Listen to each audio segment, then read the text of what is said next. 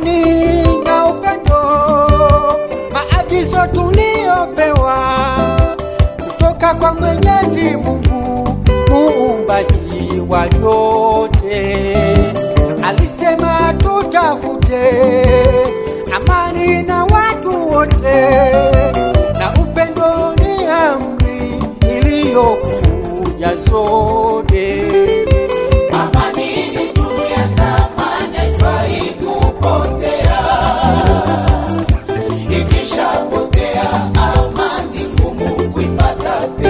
Tanzania mwenzangu, amani itetee, izibe mianya iwezayo kuvuruga amani. Tanzania mwenzangu, amani itetee, izibe mianya iwezayo kuvuruga amani.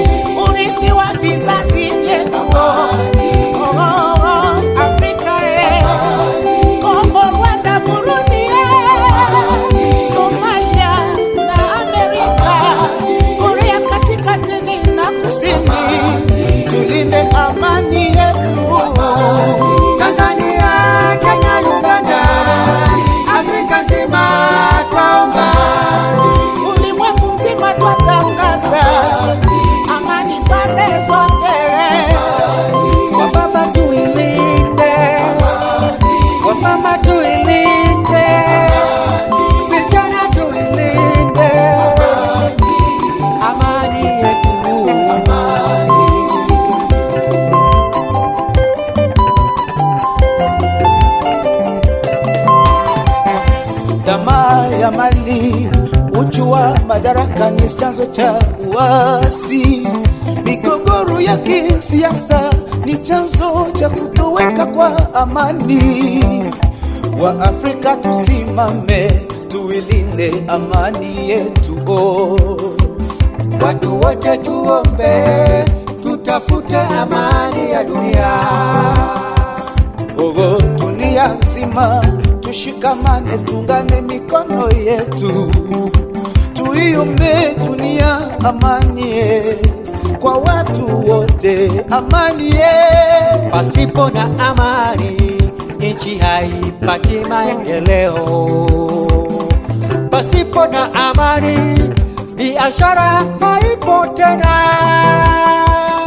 Pasipo na amani kina mama hubakwa sana. Pasipo na amani hakuna kulala majumbani. Tuilinde amani, ili tunu yetu.